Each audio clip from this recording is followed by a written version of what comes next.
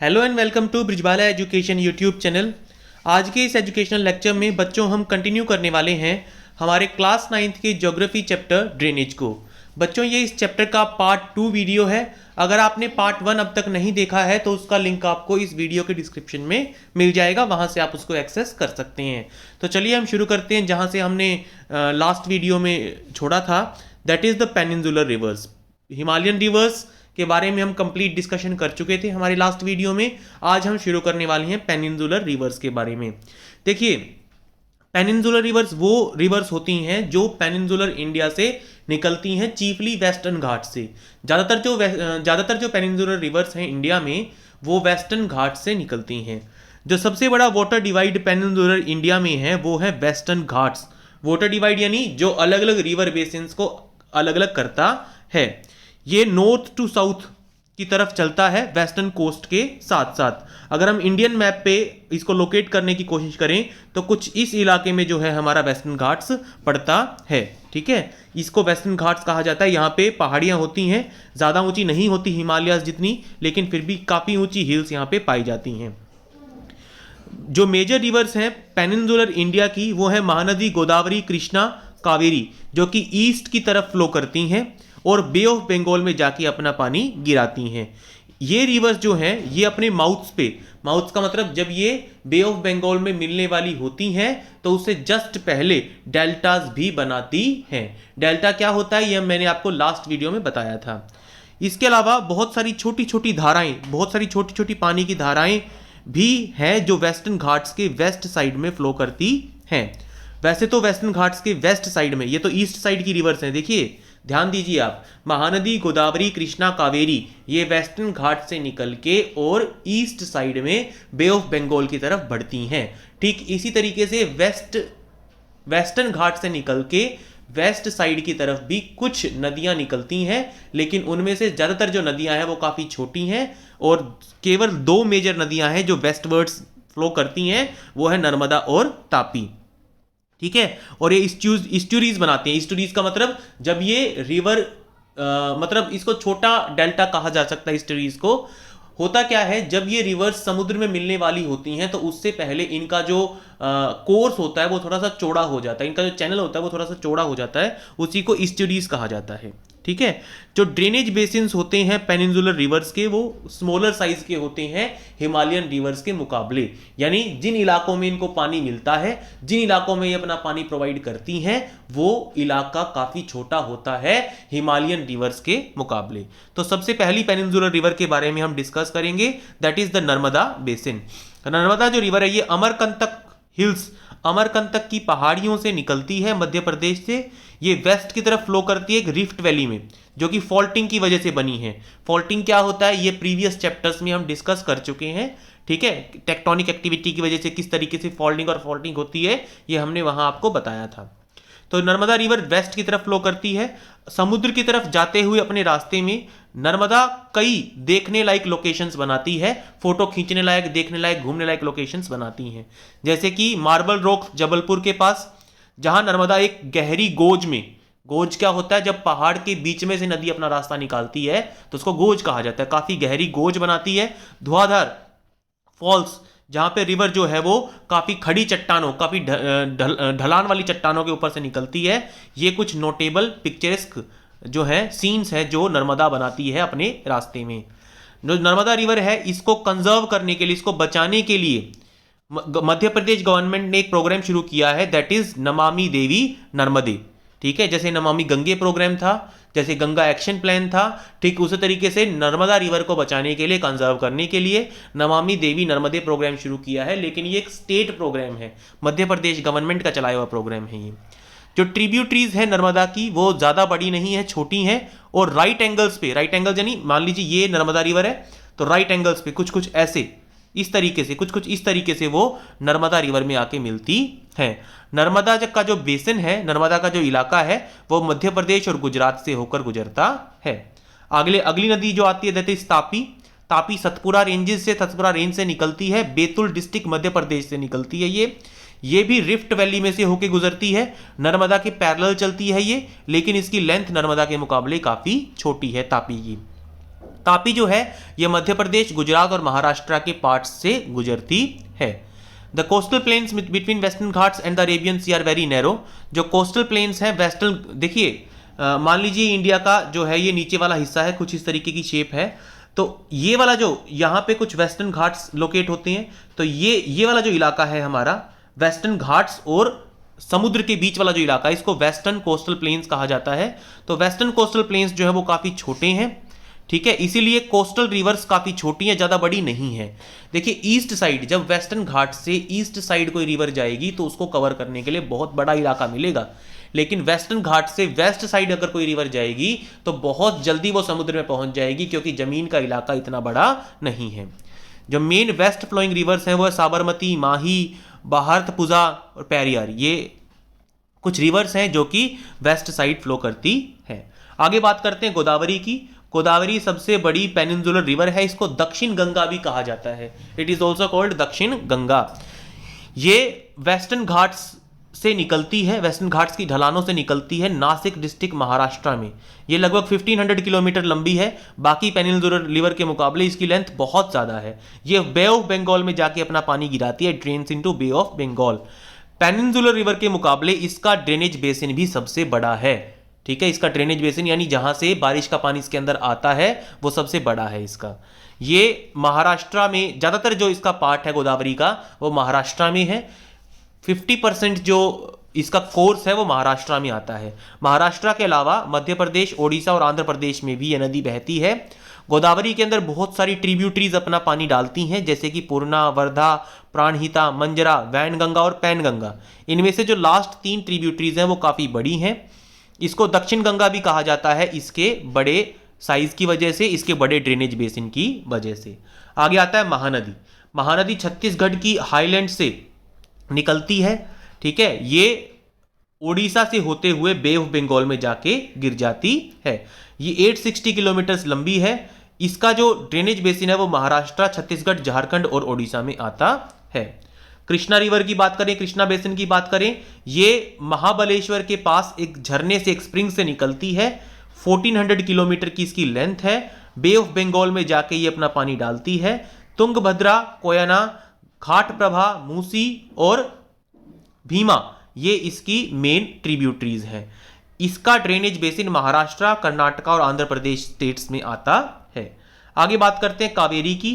Kaveri Brahmagiri range western घाट से निकलती है। बे ऑफ बंगाल में ये कडलोर, तमिलनाडु के साउथ में जाके ये बे ऑफ बंगाल में गिरती है। ये 760 किलोमीटर लेंथ की है। अमरावती, भवनी, हेमवती, कबिनी, ठीक है, ये इसकी मेन ट्रिब्यूटरीज हैं। ये कर्नाटका, केरला और तमिलनाडु से होकर गुजरती है। डू यू नो में देखिए क्या बताया गया है। कावेरी रिवर पे इंडिया का सबसे बड़ा वाटरफॉल है, ठीक है, शिव समुद्रम फॉल्स, ठीक है, ये वाटरफॉल है। हाइड्रो इलेक्ट्रिक पावर प्लांट भी बना हुआ है कावेरी रिवर पे, जो मैसूर, बेंगलुरु और कोलार गोल्ड फील्ड्स को इलेक्ट्रिसिटी प्रोवाइड करता है। इंडिया का जो सबसे बड़ा वाटरफॉल है वो है कुंचिकल फॉल्स, कर्नाटका में पड़ता है वो, ठीक है, वो इंडिया का सबसे बड़ा वाटरफॉल है।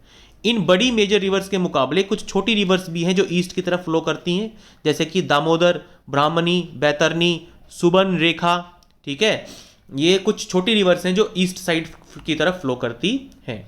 आगे डू यू नो में क्या बताया गया है कि वर्ल्ड पे 71% पानी है, अर्थ पे 29% लैंड है, लेकिन जितना पानी है उसका 97% जो है वो सॉल्ट वाटर है, जिसको हम पी नहीं सकते, कंज्यूम नहीं कर सकते, ठीक है। और जो 3% है वो फ्रेश वाटर है, जिसको हम पी सकते हैं या यूज कर सकते हैं। उस 3% का भी बहुत बड़ा हिस्सा आइस कैप्स में, ग्लेशियर्स में एज आइस या हमारी पहुंच से दूर मौजूद है।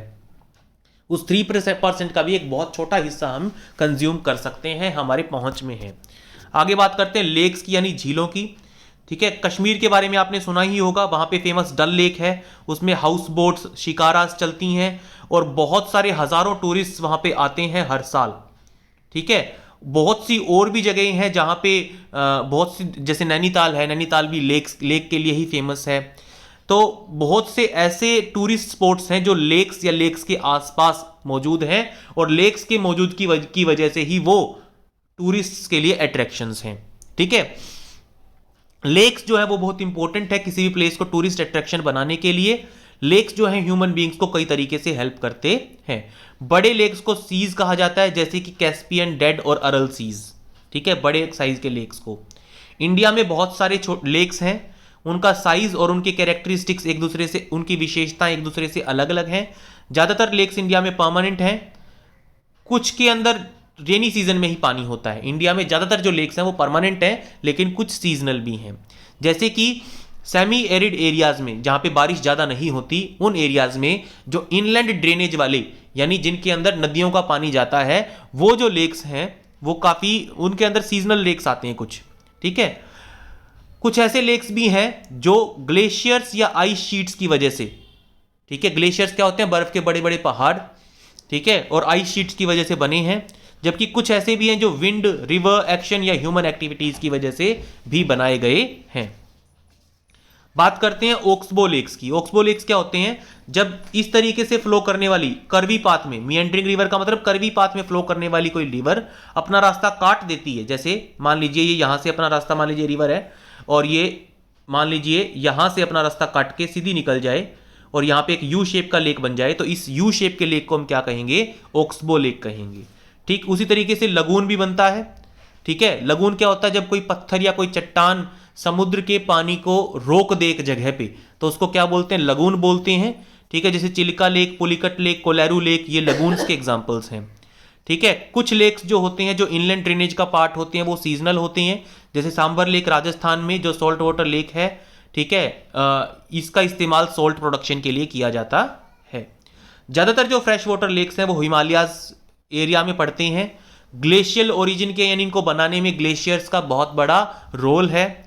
या दूसरे वर्ड्स में कहें तो जब ग्लेशियर्स एक बेसिन तैयार करते हैं जिसमें बाद में बर्फ पिघल के पानी भर जाता है, तब जो लेक्स बनते हैं वो फ्रेश वाटर लेक्स बनते हैं हिमालयाज में। जैसे कि वुलर लेक जम्मू कश्मीर में। ठीक है, ये जो वुलर लेक है जम्मू कश्मीर में, ये इनसे उलट है, ये टेक्टोनिक एक्टिविटी की वजह से, यानी अर्थ के नीचे जो टेक्टोनिक प्लेट्स हैं उनके एक्टिविटी की वजह से बना है वुलर लेक। ये सबसे बड़ा फ्रेश वाटर लेक है इंडिया में।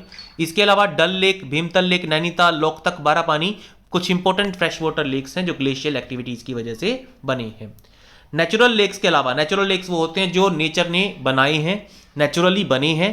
कुछ ऐसे लेक्स भी हैं जो ह्यूमंस बनाते हैं, जैसे कि जब भी किसी रिवर के ऊपर कोई मल्टीपर्पस रिवर वैली प्रोजेक्ट्स, बिजली बनाने के लिए बांध बनाया जाता है, तो वहां पे एक मैन मेड लेक बनाना पड़ता है, जैसे कि गुरु गोविंद सागर लेक, जो कि भाखड़ा नांगल प्रोजेक्ट की वजह से बनाया गया है।